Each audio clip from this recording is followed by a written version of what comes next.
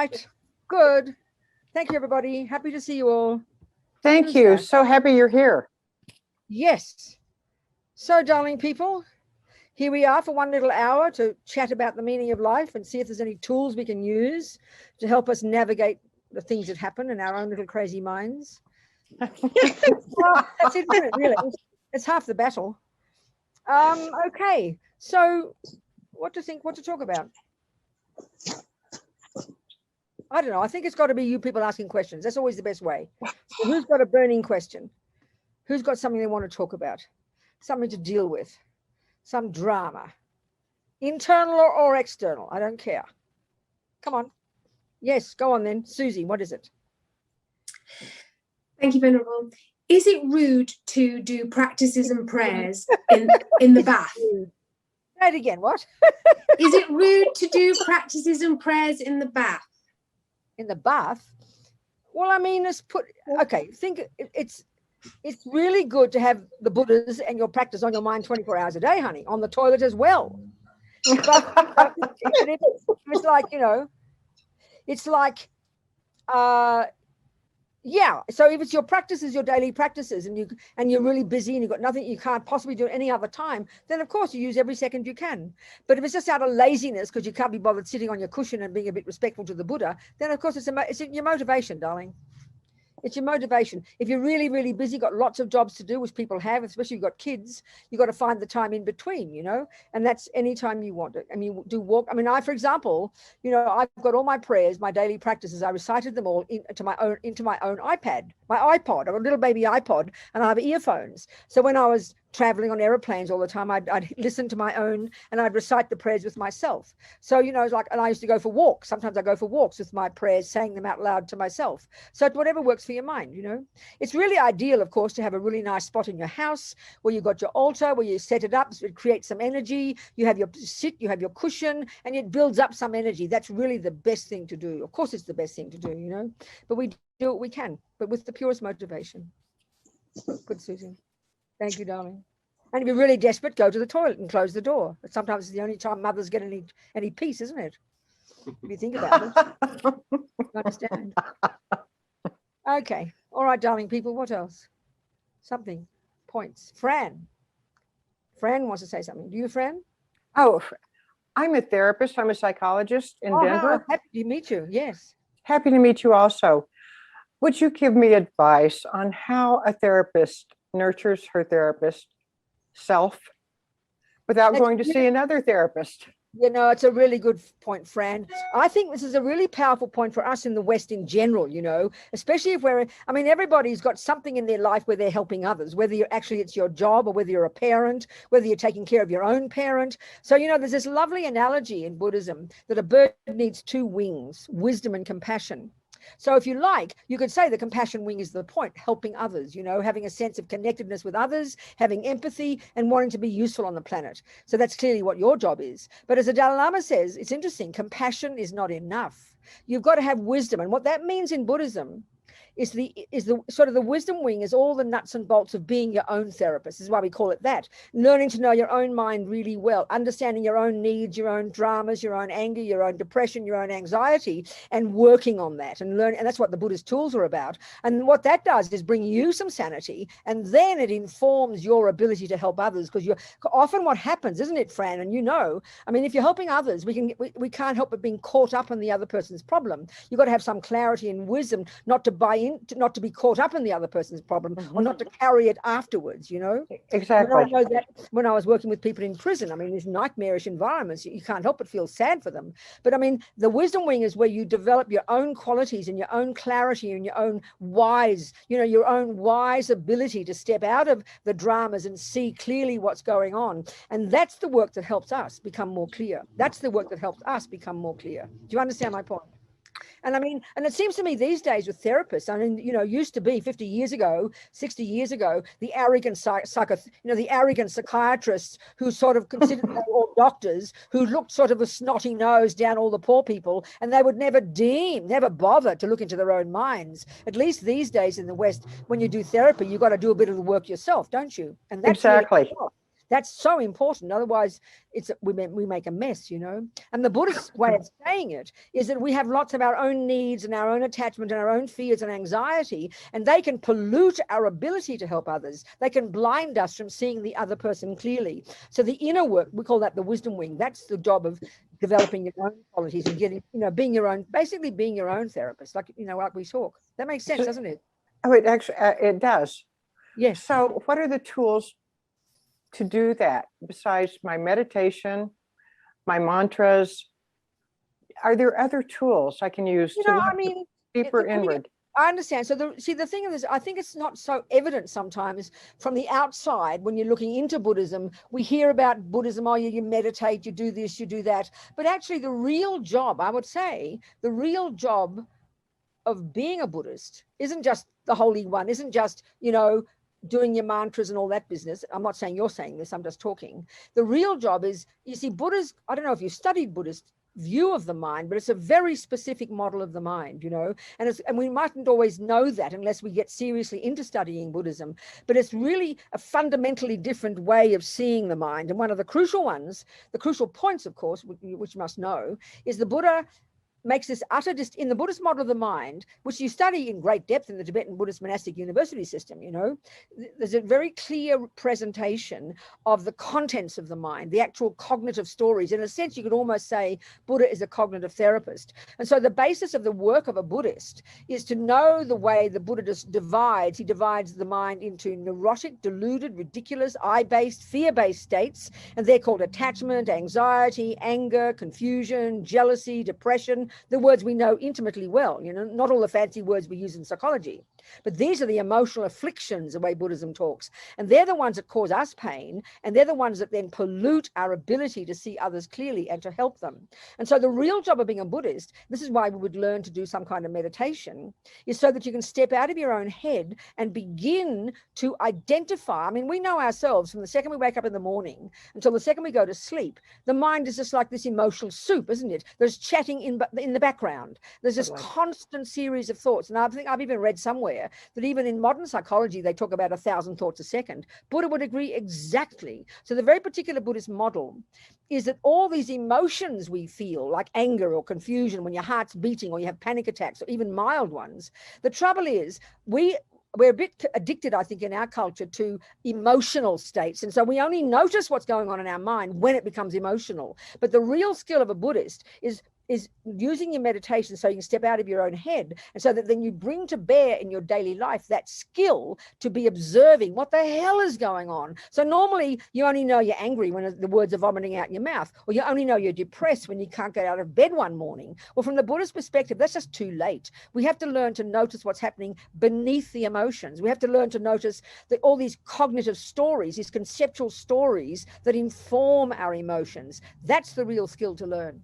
Do you understand what I'm saying? In other words, if we, not just anger as an emotion, but analyze what is anger saying. Anger is this sort of, you know, all the unhappy states of mind. The Buddhists say they're all rooted in this misconception of a wrong sense of self, and then attachment to get what we want, anger when we don't get what we want, and all the other variations. So it's a very specific model.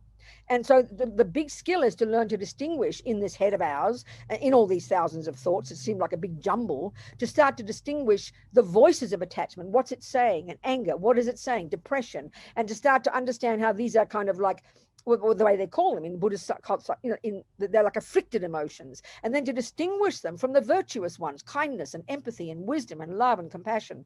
It sort of sounds simple, but there's a huge, just a clear distinction in Buddhist psychological model between the neurotic states of mind and the valid and the virtuous ones.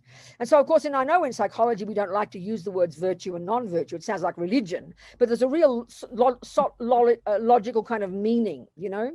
So the Buddhist one is to distinguish between these and to not buy into the neurotic stories, because the key one they say in Buddhism is that the neurotic stories like anger and jealousy and depression and low self-esteem, they exaggerate the badness. And then the positive ones are more reasonable, and they're the ones that are empathetic, and they've got some sound sort of like validity to them. So there's a very clear way of distinguishing between the neurotic states of mind and the positive ones. Of course, in modern psychology, we kind of give them equal status, I think, you know, that a normal person has a bit of jealousy, a bit of love, a bit of anger, a bit of compassion. But the Buddha's view is, in the long term, we can get rid of the negative one, we can lessen, we can radically reconfigure all these conceptual stories in our mind. So really, you could say that Buddha's a cognitive therapist, but at quite a subtle level. It's distinguishing between the neurotic voices and the virtuous, the positive ones. Does that make sense, Fran? It absolutely does. Beautiful. That's the key job. And it's just, as we all know, it's day by day. I mean, we weren't taught this as children. And this is a tragedy in our culture. I mean, a person would only end up coming to you, Fran, when they're having a drama. If a person comes to you and says, oh, I got a bit upset today, you'd say, I wonder why you're coming. Our trouble is, in our culture, we wait until something serious happens. But the Buddhist approach is we don't have to. We should learn to see what's going on before the dramas happen, you know, and then we can learn to navigate and to handle what goes on before it's too intense. It's a very practical approach. You understand, Fran? Thank you so much. Thank you. Thank you, Fran. Who else, people? What other things? Anything, anybody? Ace, what do you have to say? Question and then Ace. Oh, who? Ace? Okay, good. Who's next? Who's the next India. person?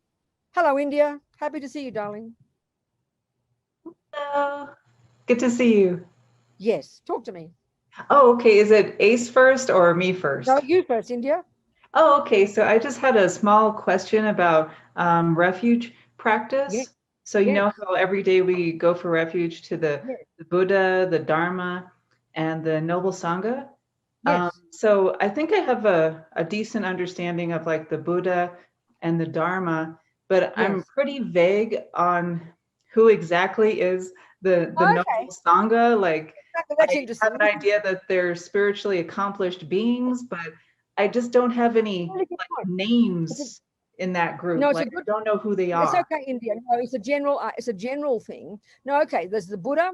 Sort of the analogy would be, you know, you've got your if you're learning to play tennis, you've got your coach, you've got the skills, you know, the actual teachings of the tennis, and you have your other tennis players. So basically, the Sangha at the conventional level are your fellow practitioners. That's it. We need each other. We need each other for support.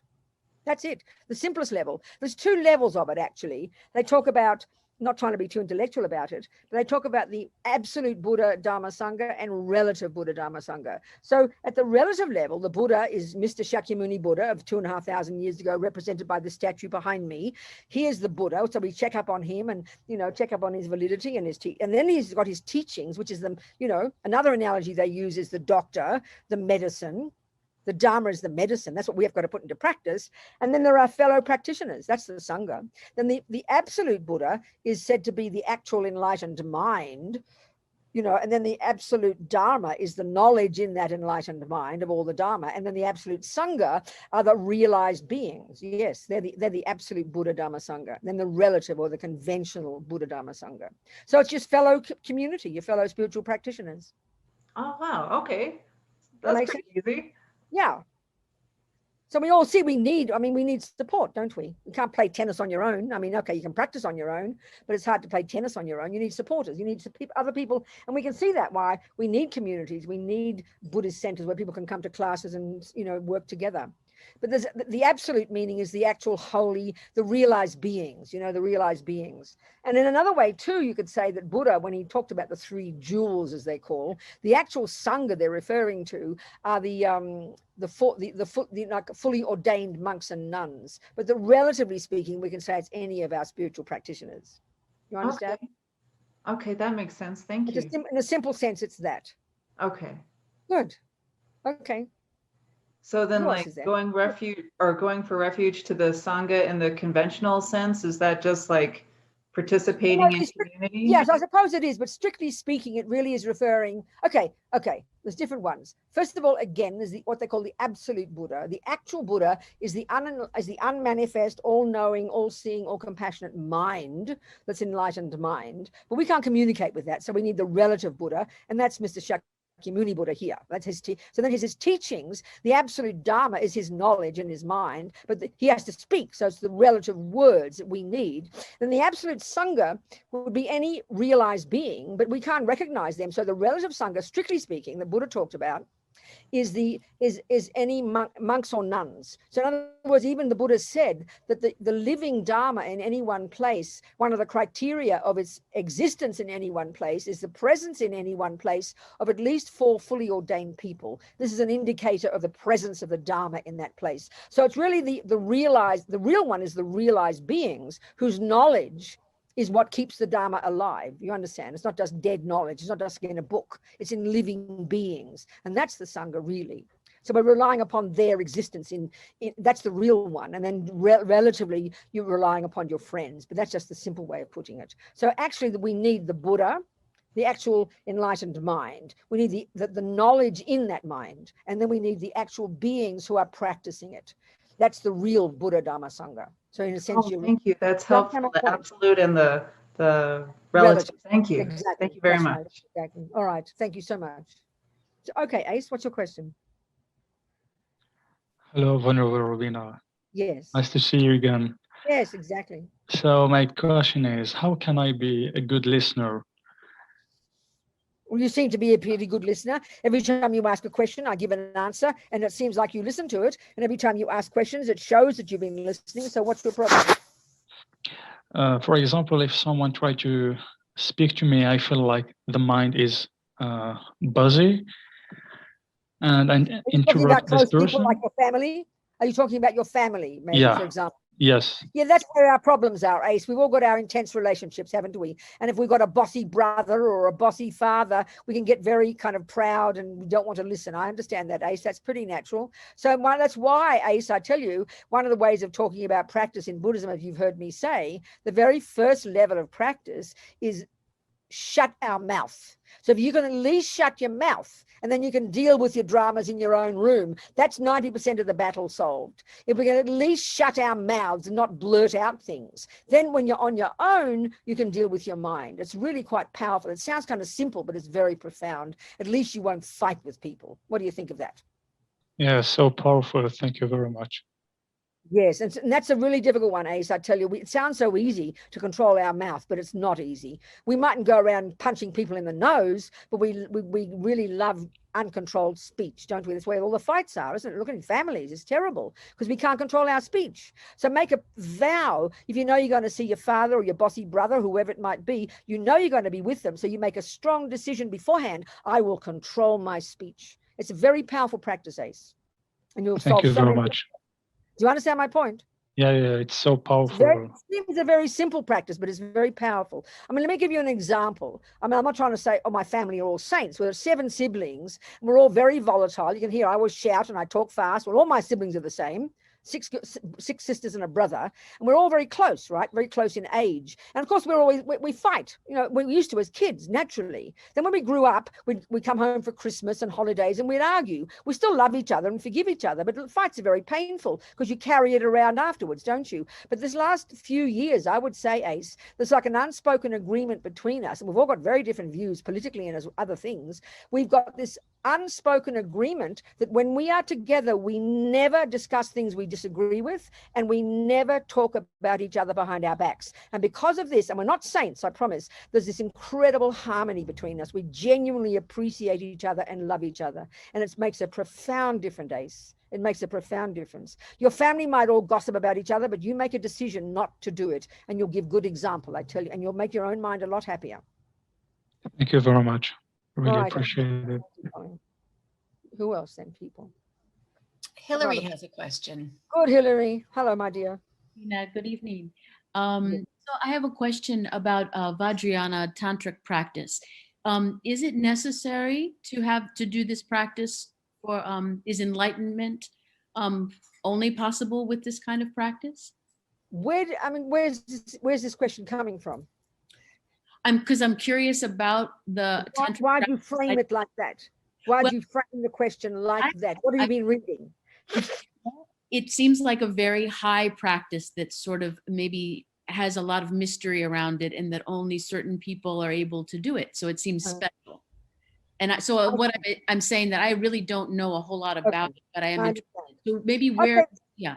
I understand. Okay, so the way of putting it really if you've heard, obviously you must have heard if you've come into these teachings, this term called the lam rim, this way of presenting, this packaging. Basically, it's a packaging of all of Buddha's teachings that presents the path to enlightenment in a gradual, orderly, incremental way. So we all know in any body of knowledge, if you're going to learn math, you don't leap into physics first. You go 1 + 1 is 2, and you go to grade 2. Then you go to grade 3. Music, cooking, everything is like that. We're not surprised. But I think it's always a bit surprising to hear that a spiritual path is like that. But that's exactly the way, especially the Tibetan Buddhist approach. And so this lam rim, this gradual path, or really we could call it a course, there's the first level of practice, which is the very basic fundamental level, which I just said to Ace, and that is to control your body and speech, live in good ethics, calm your body and speech down, because the body and speech are like the servants of our mind, aren't they? And then once you've really got good ethics, then you can go to the next level, and I like to call them junior school, and now you go to high school, and you're going to really begin to actually do the job of being a Buddhist, which I mentioned before to, where is she? She's gone. The therapist, where are you? I can't see you now. You're on my... Who was it? I forget. So you're not on my page. I can't see you.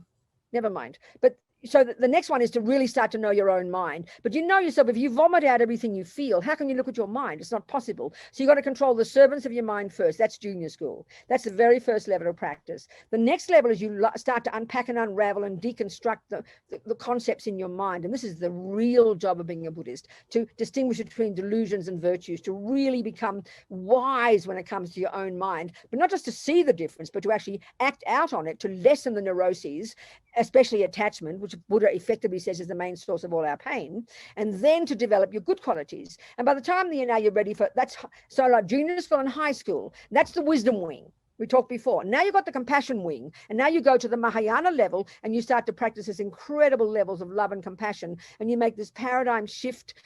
And now others become this is the compassion wing, to benefit others, to cultivate this bodhicitta, as they call it, and to become this outrageously amazing being who's got lots of wisdom, who's clear, and has also got this enormous empathy for others and only wants to help others. So then that's university level, and now you've got postgraduate, and that's Tantra. So it all fits integratedly perfectly. It's all really a way of understanding the mind at ever more advanced levels. So just like we know university is a good way to put it, compassion wing is the point, but you've got to go to the wisdom wing first, which is junior school and high school, and do the works on yourself. Then you can help others because you understand others more than, because now you know yourself, you can help them. And the tantric one is the most advanced, the most sophisticated level of Buddhist psychology and practice. So yes, secret insofar as you've got to qualify, you've got to be qualified to go to the postgraduate. Let's putting it like that is best. I understand. And then what if is that self-directed? Do I think, oh, I feel like I'm ready now for the... Well, no, there are a series of criteria, So for example, Tsongkhapa, who is our lineage Lama, one of our the author of many of the texts that we study in our practices, and he's the one who presents this lam rim. There are 3 essential characteristics, and really, are you qualified to go to university? Well, what are the qualifications? You've got to have junior school. No, are you qualified to go to postgraduate? It's logical. You can do it yourself. Have I qualified junior school? Have I qualified high school? Have I qualified with university? And if you tick the boxes, you're ready for postgraduate, darling. So the way of putting that, Tsongkhapa says the three essential criteria are: 1, you've got some serious renunciation of suffering and its causes, which you get from the wisdom wing, which you get from junior school and high school, understanding suffering, learning to live in good ethics, understanding your mind, understanding why attachment is making you crazy, understanding the delusions that come from attachment. Then from this comes this incredible sense of renunciation of suffering and its causes, which is really self-respect. You're sick of suffering, honey, so that's why you want to change. If you've got some real appreciation and respect for this concept of renunciation, understanding suffering and its causes, then that's the first qualification. Then next you have a serious respect for bodhicitta, this amazing teachings on love and compassion and achieving this amazing aspiration of wanting to help others. And finally, you've got some understanding and appreciation for the teachings about the wisdom teachings, the ultimate understanding of how things exist, how things don't exist inherently, the teachings about emptiness. So a serious appreciation for renunciation, bodhicitta, and emptiness. If you have this, honey, you're qualified. to start entering into it. I mean, most of us are not qualified practitioners. We can kind of fake it till we make it. And the other aspect is it's marvelous to do all these if we feel we're ready, because we mightn't get enlightened in this life, but by putting all the seeds in our mind, you're programming yourself for the future. So we need to have all these things. So if you feel ready. And the other thing is too, that many of the practices we do are from the class of Tantra, but they're not, but we can do them without having received empowerment. There are certain practices you need to receive what they call an empowerment. But like every time you hear someone doing the practice of Chenrezig or Tara or those practices, they are technically from Tantra, but they're kind of open to anybody who has confidence in the teachings and who likes to do those practices. So you can certainly do those, and they are technically from Tantra. Wonderful. Do you understand, Hillary? I do. Thank you so much. Good. Okay. What else, people? Maddie has a question, and then Lou has a question. Good, Maddie. Talk to me. Maddie, you need to unmute. Sorry.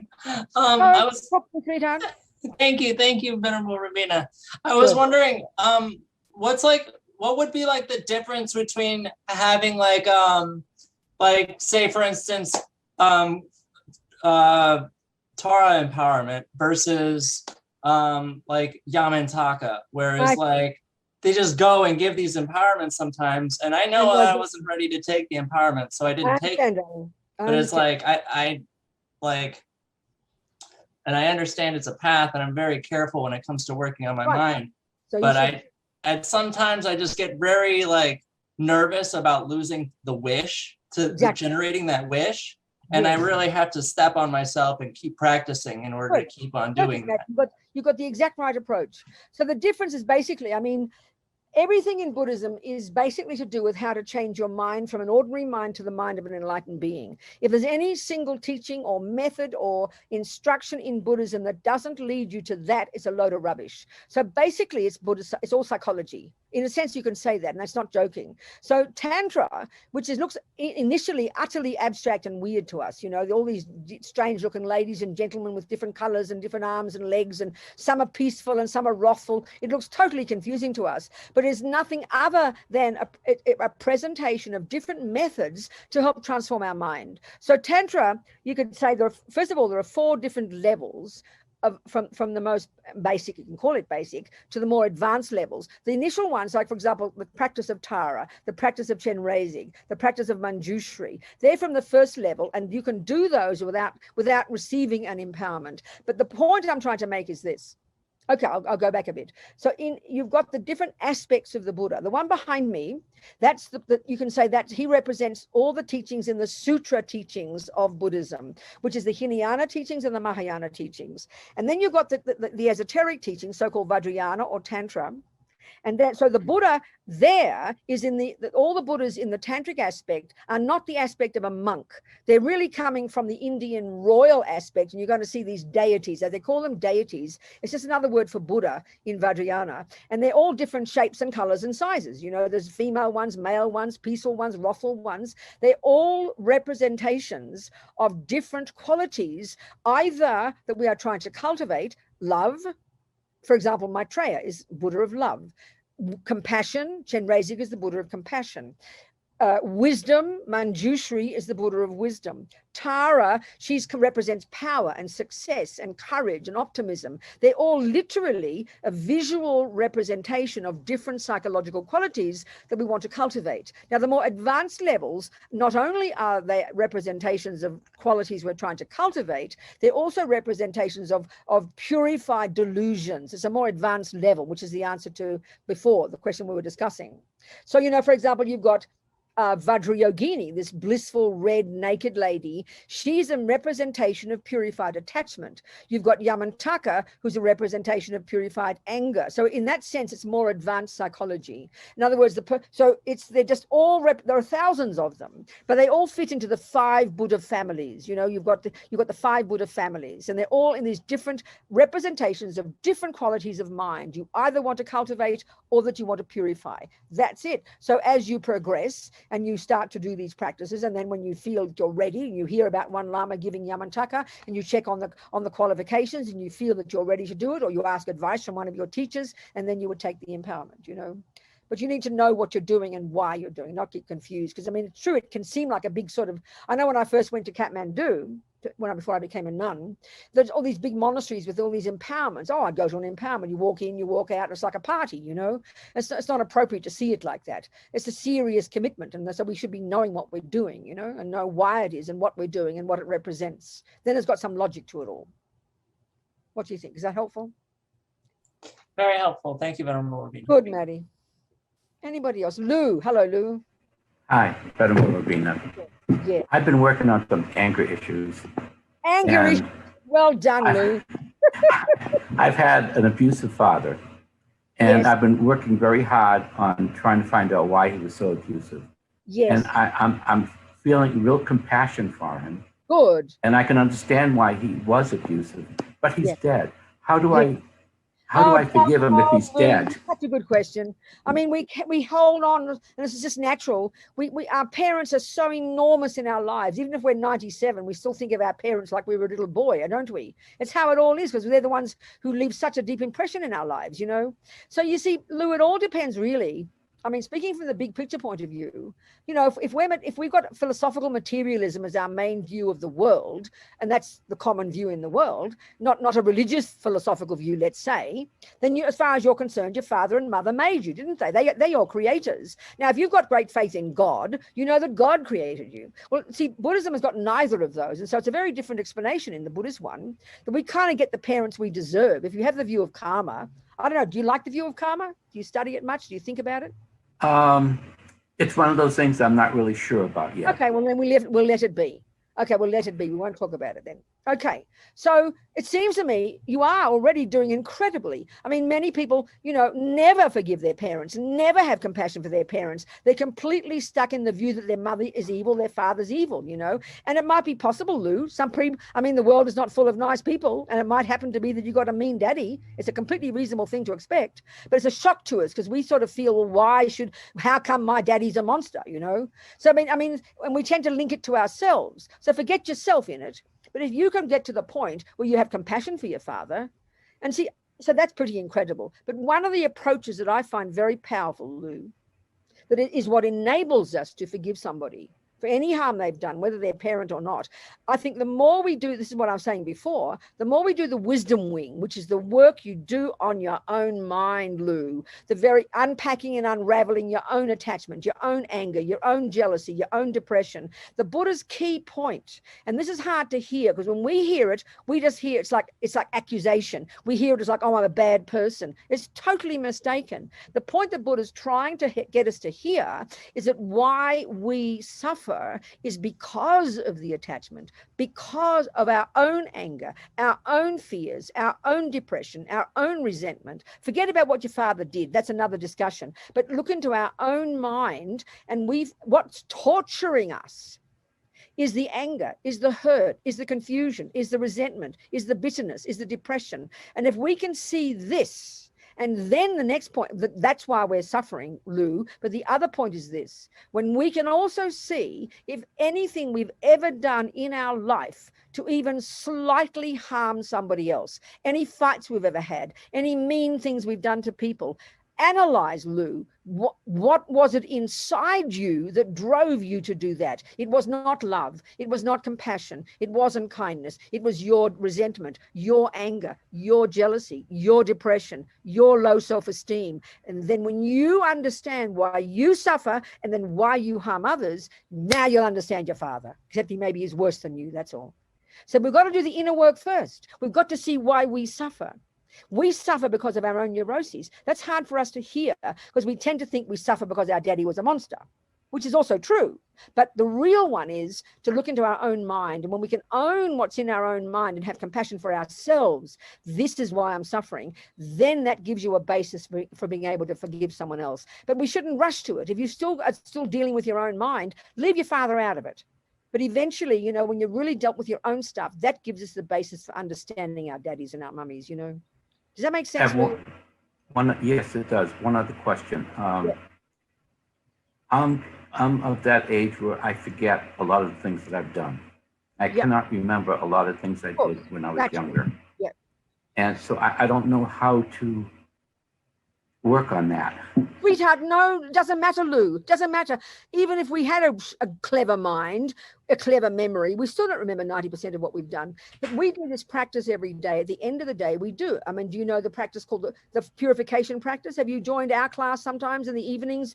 Tuk Nobuling in Santa Fe. Here, we do it at 9:15 every evening. I don't know what time zone you're in. What time zone are you in? Eastern, Oh, okay. Eastern Well, time zone. 11 p.m. for you might be a bit late. We do this practice. It's called purification. And so you don't need to remember. So the very first step is called regret, Lou. Regret is remembering the things you've said and done to harm others.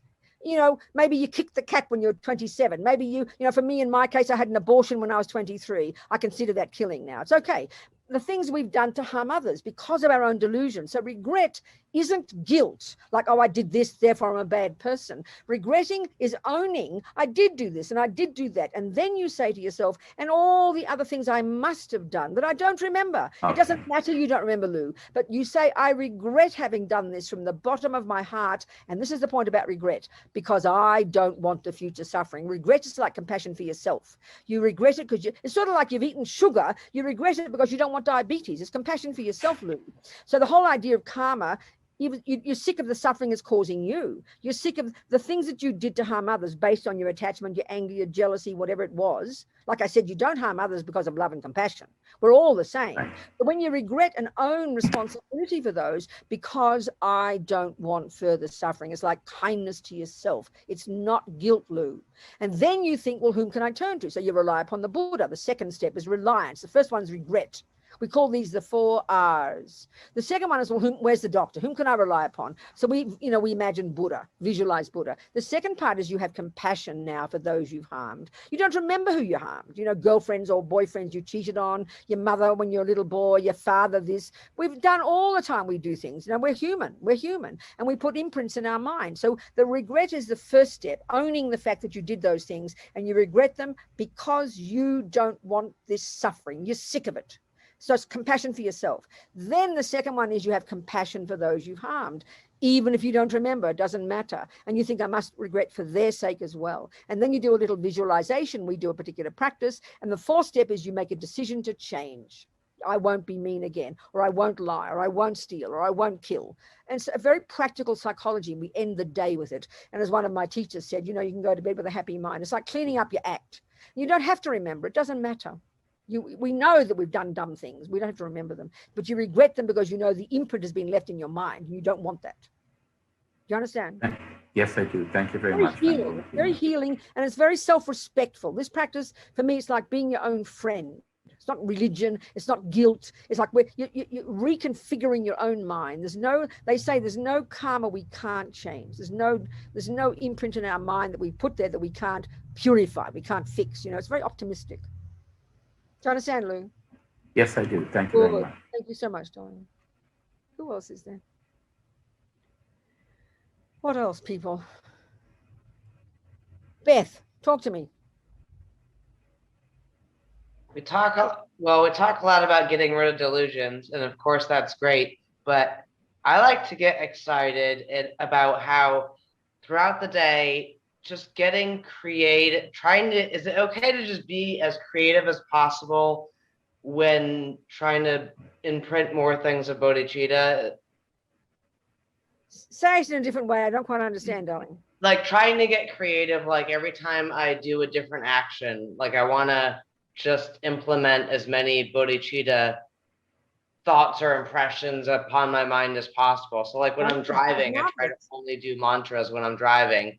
Yeah, and that, I just try to come up with different things so that my mind is always trying to think about others. Darling. It's amazing, Beth. I mean, yeah, of course. But even without the mantras, even if you're on the road, you're walking, you're with people, you've always got some people out there doing dumb things. So every time you see anybody doing something, you recognize their own delusions, you have compassion for them. Every time you hear about someone suffering, you have compassion for them. Of course, never stopping this. This is amazing, Beth. Every second. Of course, darling. Absolutely. Sounds fantastic. Okay, so you're never going to be doing too much of that. Never, baby, never, never, never. Okay. Who else, people? What else is there? Huh? Or is there a question in the chat box? Come on, then. What is it? Alexis, what's the question? Cheryl had a question. Cheryl, did you want to ask a question? Where's Cheryl? Talk to me, Cheryl. Where are you? Hi. Hello, Cheryl. Yes, Talk to me. I'll talk to you. Good. How are you, Venerable Robina? I'm very well, Cheryl. I'm happy to see you. Good, thank you. Yes. Aside from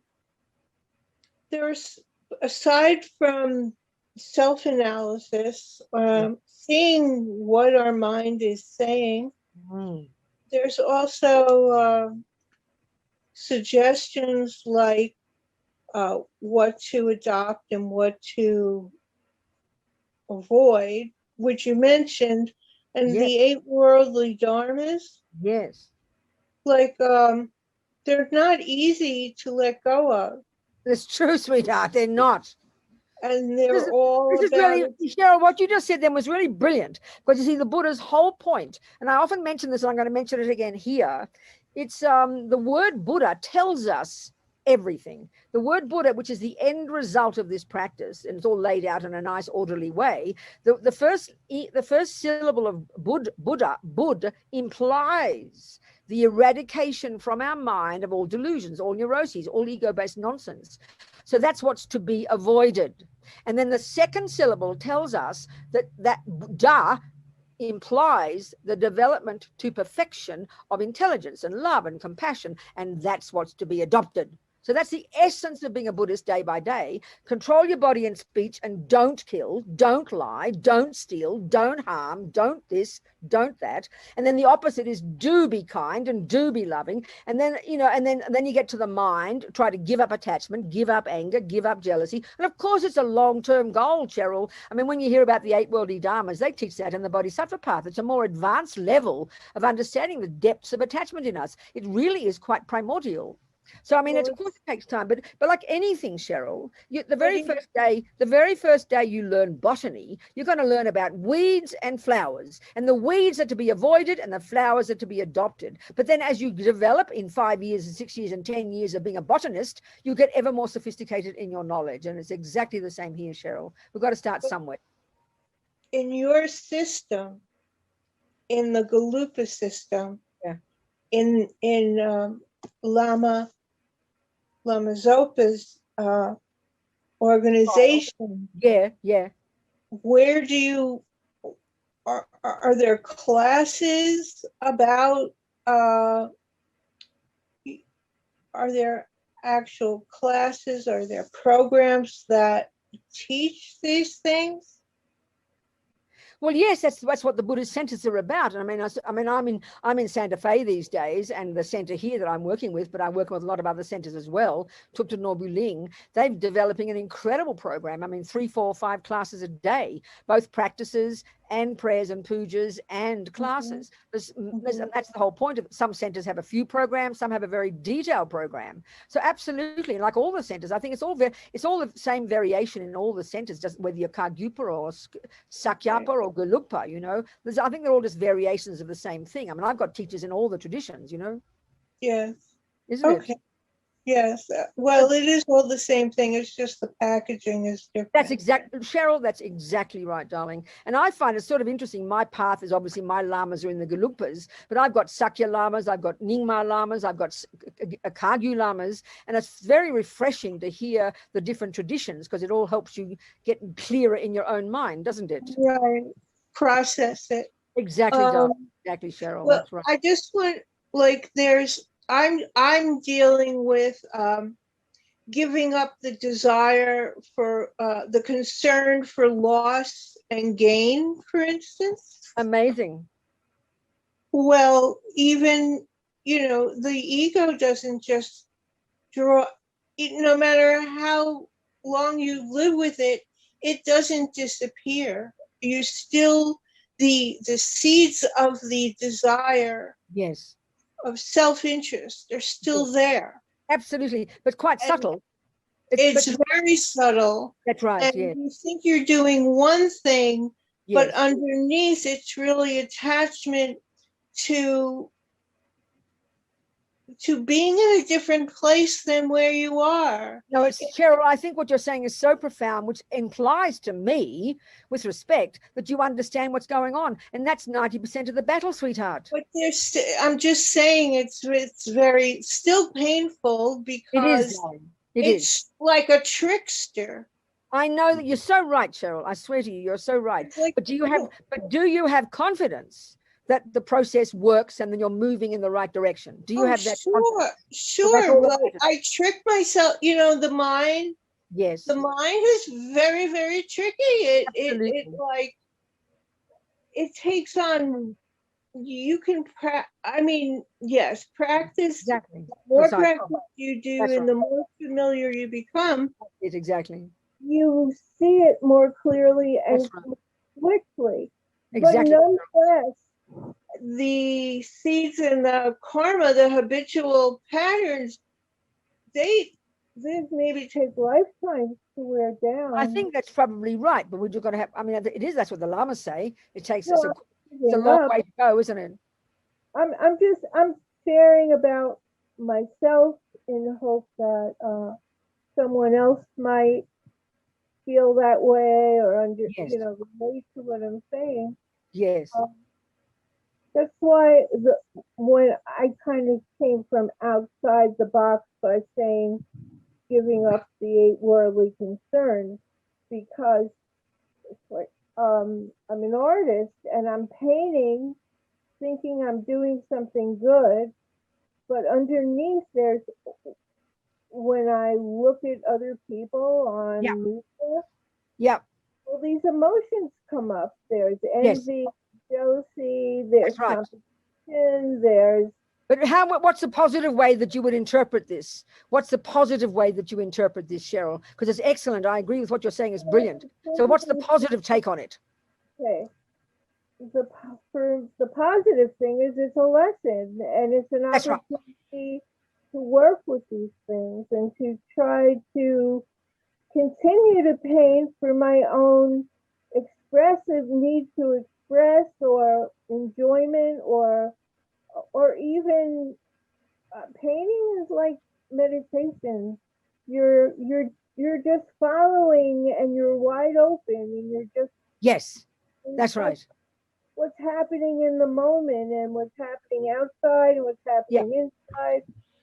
But when you put it into the sphere of the world and it's a product and people are famous and people, oh, this one's wonderful and that one's wonderful. And, it changes the nature. But the positive aspect is that it's an opportunity for me to not back away from these feelings or these urges. And I think the way I'd like to say it, Cheryl, is if you're learning tennis, you want to find your mistakes, but you also want to rejoice in your progress. We've got to do both together. If we only see the mistake, we'll get very depressed. And if we only think we're doing good, we'll get very arrogant. I think we've got to see both. Every time you think you're doing something good, don't discount the good, but you also see the attachment. That's the real practice. And then you keep moving forward and delighting that we're learning about our crazy mind, isn't it? Both. We've got to rejoice and we've got to be brave. And I think the more we rejoice in our qualities, the more courage we'll have in seeing the rubbish. It helps, Mm-hmm. So I think, thank you, Cheryl. It's so perfect. Thank you. Thank you so much, Cheryl. Thank you so much. What else was there? Who else was there? Alexis.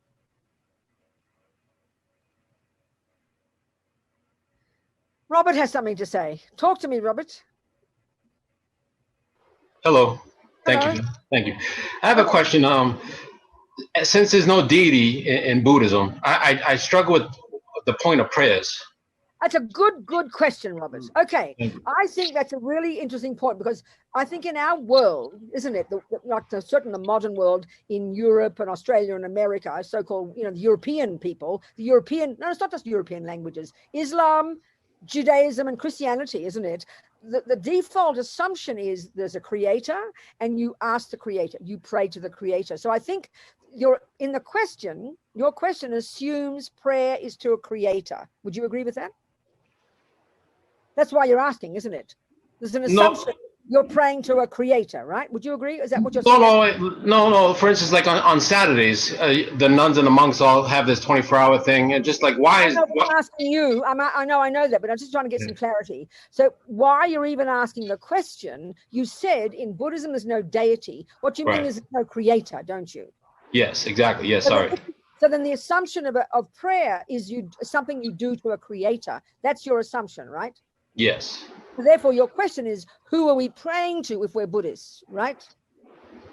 Right, I guess. Yeah. Good. Yeah. I'm going to follow it through. We've got assumptions. So the point is, prayer, if you're a doctor and you have skill, and I think about you and I go to you and I'll say, please, Robert, will you help heal me? And you'll give me medicine, won't you? Well, that's a prayer. A prayer can either be, there's two things in Buddhism. Either a prayer is an aspiration. Many of the prayers we do are like positive thinking. May all beings be happy. May suffering stop. May this, may that. And much of the prayers we do on that Saturday, they're really all like that. They may sentient beings be happy. May there be no suffering. May there be. So they're really not so much praying to anybody. They are, because the Buddhist view of karma is that everything we think leaves an imprint in the mind. So it's like programming your mind with positive thinking. That's one approach to prayer in Buddhism. But the other approach to prayer in Buddhism, we do indeed pray to the different Buddhas. A Buddha is the word, like I said before, given to a person who's fully developed their mind. And Buddha would say we can all do that. So there are many beings who've achieved this state. Their minds are powerful. They exist in the universe. So then we do indeed do prayers to Buddhas to support us and help us. Like I would ask you to heal me or to give me medicine, I would ask the Buddhas to support me as well. So in that sense, it's similar to praying to Jesus when I was a Catholic, or praying to Allah if I'm a Muslim, but not as our creator. There's no concept like that. But that doesn't mean we don't have beings who are highly evolved whom we can't rely upon. Does that make sense? Yes, I struggle with all some of the religious aspects, but I really enjoy it. I'm in good hands with Venerable Tendrin down here in South Florida. Oh, good, wonderful. I'm very happy. So, no, I understand that. No, no, in many ways, you see Buddhism looks exactly the same. I know I was an old Catholic, right? In many ways, it looks and smells and tastes exactly the same. But the fundamental difference, I think, and the more it makes sense to us, the fundamental difference is that Buddha is not a creator and Buddha doesn't assert a creator. And so within that framework, then the Buddha says we are the one who creates ourselves, but that doesn't mean I can't rely upon somebody to help me. I mean, you might be the best musician on the planet and you're my teacher. I have to do the work myself, but I must rely on your knowledge. So that's the attitude we have towards a Buddha, is a person who's done the work that I want to do, just like I'd rely upon you as my music teacher. You get my point? That's very much the relationship we have with the Buddha, as a mentor, as a person who's already achieved what I want to achieve, not as my creator, not as someone who does the work for me. I've got to do the work. That's the attitude. Although it looks very similar, but that's the attitude if we're doing it properly as a Buddhist.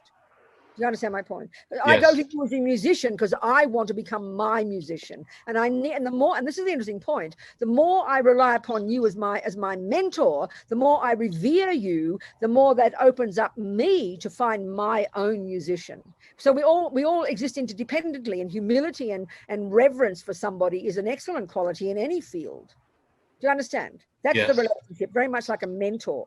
And that's what really our spiritual teacher or even the Buddha is. Not a creator, not a person who does the work instead of me, not a person I just beg to get me off the hook, not a person who would forgive me, for example. Buddha's a nice guy, he'd forgive, but that's not the issue. It's we have to do the work. But the open heart to a person who's done the job already, like my relationship with my mentor in music or whatever field, this makes a lot of sense. We've got a human heart. We need to open it, And that makes a lot of sense what you said. That leaves an imprint. That's right. Exactly. Yes. No, that makes a lot of sense. No, I really appreciate it. Thank you so much. Thank you so much. What else, people? It's 4 minutes to go. It's gone like a dream. 1 hour. What a joke. I can't believe it. What else? Any points? Urgent. May I ask one more quick question? Go for it. Yes, Hillary. Okay. Thank you. Yes. I would really like to work with the Liberation Prison Project. Yes. I'm wondering, in your experience, what are the inmates needing help with the most, or what are they looking for in with help? You know, with Well, I can only tell you, I mean, I ran it up until 2009. That's now 12 years ago. But I mean, how it started, I can only tell you that, and it continues this way now. It started with one prisoner writing to us. When I was editing Mandala magazine, this is back in 1994, 96, and a letter came from this young Mexican-American from Los Angeles who'd been in gangs since he's 11, and he was in this top security prison in California. And he wrote, and he'd read a book by Lama Yeshe. So our address was in the book. So that's how the whole thing started. And so then eventually the program we had, because prisons in America, they're so enormous, the numbers are so gigantic, and the country's very big, you can't visit every prison. So the system we started, and I think that's still existing, is that prisoners would write to us, we'd send a book. If they wrote again, we'd send another book. And then when they wrote a third time, we'd give them one of our mentors, and then the person would write to them, basically. And so I know at some point we had like 1,000 letters a month coming from prisons. I don't know what it's like now. And we had a team of 200 people. We had a certain system. Prisoners would write, and then we'll see this Hillary, would check Hillary's credentials. Then we'll see this particular guy in Los Angeles. Oh, that would suit Hillary. So we put you two together, and then you'd write to each other. So mainly the program we had, and I think it's still the same, is a person writing. We'd give books, we'd give advice, and just basically being a good friend, you know. Yeah. But usually it was based in Buddhism. Of course it was. And that was the main thing. I mean, the ones who sustained communication, I mean, there are many, about 20 guys I know that I've known for 25 years since we started. A couple of guys on death row, some guys with life sentences, a couple who are out of prison now. So mainly it's spiritual advice, being a friend, being a good friend, because most of the people, I mean, I see it, I always joke and say I've never met a rich person on death row. I mean, it's always the poor, you know, the poor people who got nobody, got nothing, got no money. It's really becoming a friend, but on the basis of being sort of roughly speaking Buddhist, you know? And so many people become Buddhists, they take refuge, they take the Bodhisattva vows, some become very serious, others just want a good friend, they just want a few books to read. It's just being a mentor, being a connection, and giving. Mainly the bottom line is not even to make people Buddhist, but for me, the bottom line was to give people support, loving support as a friend, and to give them some confidence that they can change their mind, whether they become a Muslim or Catholic, I don't care, you know. That's the real point about it. I think it's still the same. Excellent. Thank you. Right. Thank you, sweetheart. Time to go, you people. Yes, Maddie. One more question, Maddie. What was it? No? That was it? Okay, darling. Thank you, everybody. Thank you, Lou. Thank you, Hillary. Thank you, Alexis. Thank you, Maddie. Thank you. I can't see you all. Your names have disappeared. India, Robert, there you all are. An hour gone like a dream. I can't believe it so fast. So think, though, the Buddhist view, the natural law of karma, every thought we have stays in the mind. It's kind of, one Lama said, it's like shooting a movie all day. Everything gets stored in there, you know, so be happy. Everything is sown seeds. So we think all these seeds we've nourished, may we nourish the seeds we've just planted in this hour by our own work, whatever we call a Buddhist or a Mickey Mouseist, I don't care, to develop our marvelous potential to be of benefit to others. That's it. Thank you, darling people.